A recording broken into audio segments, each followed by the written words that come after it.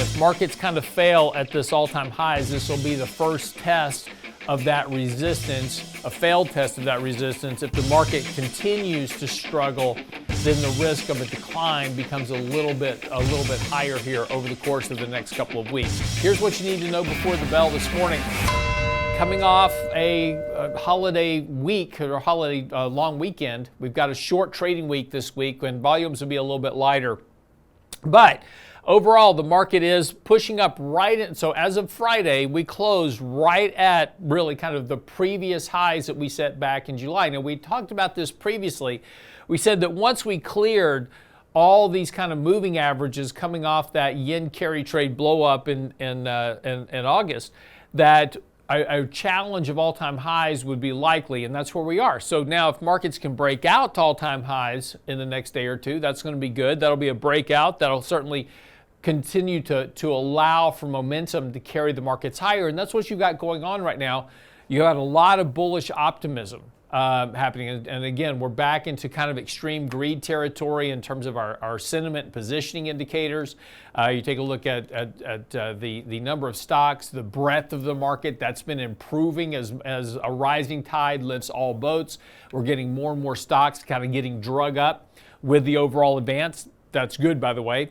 Better breadth is good for the markets. But we're going to challenge this kind of key resistance here today. Now, markets are set to open a little bit lower this morning. So if the markets do close down today, again, we're still within this kind of consolidation range that we've been in now really for about the last 2 weeks. The markets really haven't gone much of anywhere.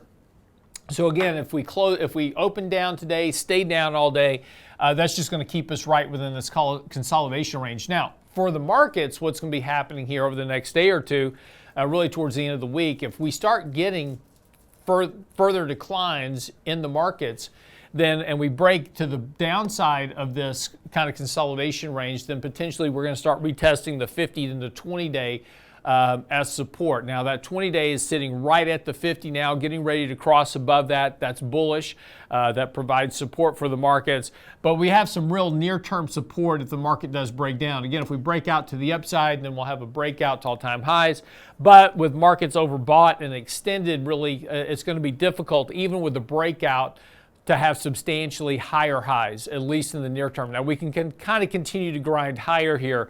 But today's action will be really important because, again, if markets kind of fail at this all-time highs, this will be the first test of that resistance, a failed test of that resistance. If the market continues to struggle, then the risk of a decline becomes a little bit higher here over the course of the next couple of weeks.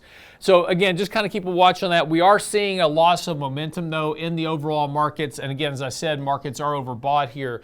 So again, it certainly doesn't hurt to take a little bit of profit here, just kind of rebalance risk. Certainly don't become overly negative at this point. Again, the bullish bias behind the market, breadth is increasing.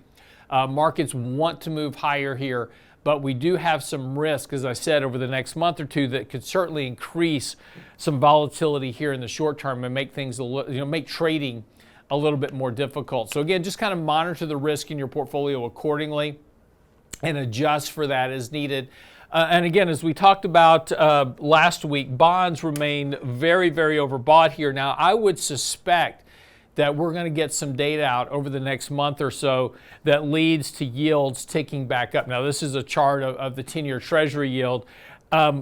Yields are very, very overbought now, and so and are very oversold now. So again, we need a bit of a rally in yields to get a better entry point into bonds, which are very overbought. So again, I would expect kind of a move up back towards 4.1% on the 10-year Treasury. That 4.1, 4.2, somewhere in there likely will be the next best opportunity to add to bond exposure on the longer duration side. But again, it's really kind of too late to do it right now because they're so overbought. So look for a reversal there to add bonds to your portfolio. Okay, that's what you need to know before the bell this morning.